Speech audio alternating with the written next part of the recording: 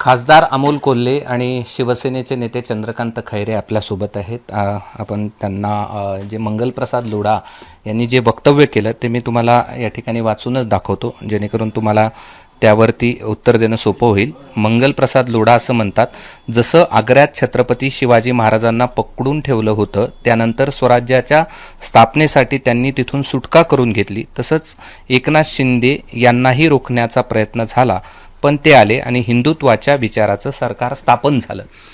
या त्यांच्या वक्तव्याबद्दल एक अभ्यासक, छत्रपती शिवाजी महाराजांची भूमिका साकारलेले एक अभिनेते म्हणून तुमची यावरची काय प्रतिक्रिया? नाही, मला वाटतं माननीय मंत्री महोदयांचं हे वक्तव्य अत्यंत दुर्दैवी आहे. पुन्हा पुन्हा सगळे शिवभक्त ही गोष्ट सांगतायत की छत्रपती शिवाजी महाराज या महाराष्ट्राची अस्मिता आहेत, छत्रपती शिवाजी महाराज आमचं आराध्य दैवत आहेत आणि अशावेळी अकारण ती तुलना होणं याची काही आवश्यकता नव्हती. बरं, जरी आपण म्हटलं की यामध्ये भाषेच्या दृष्टीनं ज्याप्रमाणे त्याप्रमाणे या दोन गोष्टी घेतल्या तर मी फक्त घटनेची तुलना करत होतो, तर मी माननीय मंत्री महोदयांना काही गोष्टी निदर्शनास आणून देऊ इच्छितो. एक महत्वाची गोष्ट म्हणजे छत्रपती शिवाजी महाराजांनी स्वराज्य स्थापन आग्र्याहून सुटल्यानंतर नाही केलेलं आहे. स्वराज्य आधीपासून ती मुहूर्तमेढ रोवली गेली होती. 18 पगड जातीचं रयतेचं राज्य स्थापन केलेलं होतं आणि हे संकट आलेलं होतं स्वराज्यावरचं.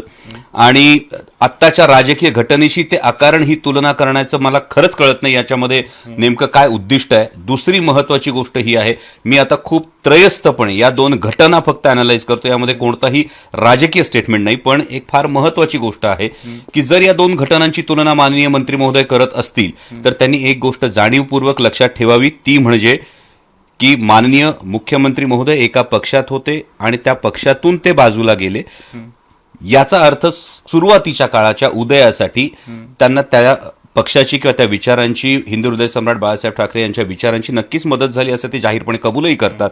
ज्या घटनेची आपण तुलना करतात ना, ही घटना काबूल ते बंगाल सल्तनत असलेल्या औरंगजेबाला खडे बोल सुनावून, भर दरबारात खडे बोल सुनावून छत्रपती शिवाजी महाराजांनी या महाराष्ट्राच्या मातीला, देशाला स्वाभिमान काय असतो ते दाखवलं.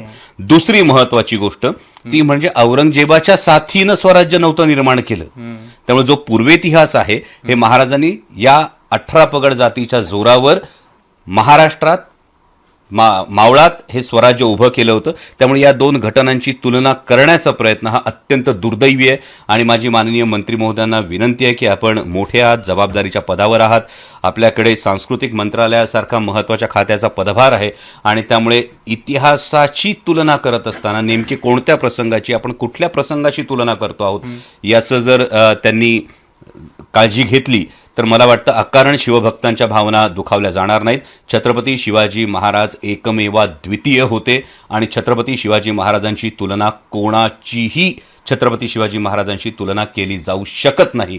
हे मी संसदेत सुद्धा सांगितले, त्याची कारणंही सांगितलीत, वारंवार सांगितलीत आणि माझी विनंती आहे की 350 वर्ष महाराष्ट्रानं आपल्या काळजाच्या कप्प्यात ज्या आराध्य दैवताला स्थान दिलंय, मी वारंवार म्हणतो की छत्रपती शिवाजी महाराज देव नव्हते, पण आमच्यासाठी देवापेक्षा कमी नाहीत. त्यामुळे उगाच त्या गोष्टीला छेडण्याचा कोणीही प्रयत्न करू नये अशी माझी कळकळीची विनंती आहे. कारण माणसाच्या जन्माला येऊन सुद्धा केवळ कर्तृत्वाच्या जोरावर देवत्वाला पोचता येतं, याचं एकमेव द्वितीय उदाहरण म्हणजे छत्रपती शिवाजी महाराज आहे. त्यामुळे हे वक्तव्य जर माननीय मंत्री महोदयांनी छत्रपती शिवाजी महाराज आणि आत्ताचे मुख्यमंत्री अशी तुलना केली असेल, मी त्याचा जाहीर निषेध करतो. जर ज्याप्रमाणे त्याप्रमाणे या दोन घटनांच्या दृष्टीनं केलं असेल तर माननीय मंत्री महोदयांना विनंती करतो की त्या दोन घटनांची पार्श्वभूमी आणि त्या दोन घटनांचा परिणाम याचा सांगोपांग विचार करून त्यांनी या बाबतीतलं स्पष्टीकरण लवकरात लवकर द्यावं. असे प्रयत्न का होतात? मग राज्यपालांचं वक्तव्य असेल किंवा मंगलप्रसाद लोढा यांचं हे वक्तव्य असेल, ह्याच्या मागचा हेतू काय असू शकतो? नाही, यामध्ये दोन गोष्टी या सातत्यानं हे करतात की महत्वाची गोष्ट म्हणजे बेरोजगारी असेल, महागाई असेल, या हे जे ज्वलंत प्रश्न आहेत आत्ताचे, या प्रश्नांकडून मन वळवण्यासाठी किंवा लोकांचं लक्ष वळवण्यासाठी तर हे केलं जात नाही ना, अशी शंका यायला लागली. इतकी फ्रिक्वेंटली ही वक्तव्य सातत्यानं समोर येतात. आणि दुसरी फार महत्वाची गोष्ट आहे की मग फक्त छत्रपती शिवाजी महाराजांचं नाव घेणाऱ्यांना छत्रपती शिवाजी महाराज उमगलेच नाहीत का, समजलेच नाहीत का? फक्त एका प्रतीकामध्ये छत्रपती शिवाजी महाराजांना अडकवण्याचा प्रयत्न आहे का? कारण मी सगळ्या राज्यकर्त्यांना किंवा याविषयी विधान करणाऱ्या प्रत्येकालाही सांगू इच्छितो की छत्रपती शिवाजी महाराजांपेक्षा आकारानं वैभवानं मोठी असलेली अनेक राज्य होऊन गेली असतील, पण 350 वर्षांनंतर सुद्धा ज्यांचं नाव घेतलं की आजही अभिमानानं मान ताठ होते असे एकमेव छत्रपती शिवाजी महाराज आहेत. आणि त्यामुळे याचं भान प्रत्येकाने त्यांच्याविषयी बोलताना ठेवा असं मला वाटतं. उदयनराजेंनी पण मध्यंतरी पत्रकार परिषद घेतली, त्यांनी तीव्र नाराजी व्यक्त केली, त्यांच्या डोळ्यामध्ये अश्रू देखील होते. आता ते 3 तारखेला सकाळी 9 वाजता शिवाजी महाराजांच्या समाधीस्थळावर जाणार आहेत आणि त्यांनी आवाहन केलं आहे की ज्याला जमेल त्यांनी यावं. आपण तिथे जाणार आहात का? नक्कीच माझा जाण्याचा हा प्रयत्न असेलच, कारण खासदार श्रीमंत उदयनराजे भोसले छत्रपती घराण्याचे वंशज आहेत. आणि जेव्हा स्वतः उदयनराजेंनी ही भावना व्यक्त केली तेव्हा महाराज साहेबांनी ही भावना व्यक्त करणं हे प्रत्येकाला कुठेतरी मनाला ते स्पर्शून गेलं. आणि छत्रपती शिवाजी महाराजांचा अवमान हा महाराष्ट्र कधीही सहन करणार नाही आणि त्यासाठी प्रत्येकानं जाण्याचा प्रयत्न हा नक्की केला. आज पण उदयनराजे प्रतापगडावरच्या कार्यक्रमाला दिसले नाही याविषयी यातनं काय बोध घ्यावा सरकारनं? खरं तर नाही, मला त्या ज्या पक्षात आहेत त्या पक्षात मला असं वाटतं त्या पक्षाने काय करावं हा त्या पक्षाचा अंतर्गत भाव आहे. शिवभक्त म्हणून ही भावना आहे की छत्रपती शिवाजी महाराजांचा अवमान महाराष्ट्र सहन करणार नाही, तो केला जाऊ नये. आणि जर वारंवार कोणी करणार असेल तर मग सगळे शिवभक्त मिळून ठरवतील की असा अवमान करणाऱ्यांना वठणीवर कसं आणायचं. शिवसेनेचे धन्यवाद खासदार साहेब, आपण आमच्याशी बोललात. शिवसेनेचे नेते चंद्रकांत खैरे देखील आपल्या सोबत आहेत. काय प्रतिक्रिया आहे मंगलप्रसाद लोढा? नाही, मंगलप्रसाद लोढांना काही इतिहासच माहीत नाही. आता डॉक्टर अमोलजी म्हटले ते बरोबर आहे आणि म्हणून त्यांनी आता समज दिली त्यांना. खरं म्हणजे जो उठला तो छत्रपती शिवाजी महाराजांची काय म्हणजे एक प्रकारची टेळणीच करायला लागला. आम्हाला खूप दुःख होतं. शिवसेना प्रमुख माननीय बाळासाहेब ठाकरे यांनी शिवसेनेची स्थापना केली. छत्रपती शिवप्रभूंची कोणत्याही मिटिंग, कुठेही मिटिंग, देशात कुठेही शिवसेनेची मिटिंग असली तर छत्रपती शिवाजी महाराजांचं पूजन करूनच त्या ठिकाणी होते.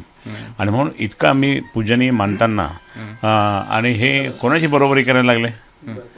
काय त्यांना काय आग्र्यावरून आले हे का आग्र्यावर पाठवलं गेलं?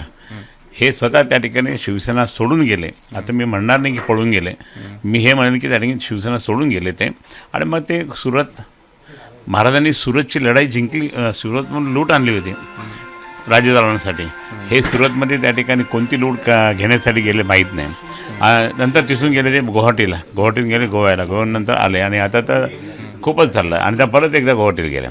आणि हा काही छत्रपती शिवाजी महाराजांच्या बरोबरचा तो कधीच पायाची धूळ पण नाही. ते म्हणून असं बोलू नये मंगलप्रसाद लोढांनी.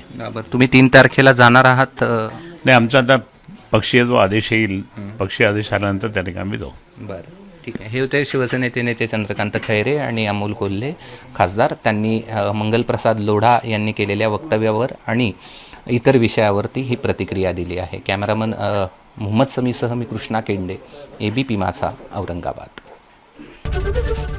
ABP माझा, उघडा डोळे बघा नीट.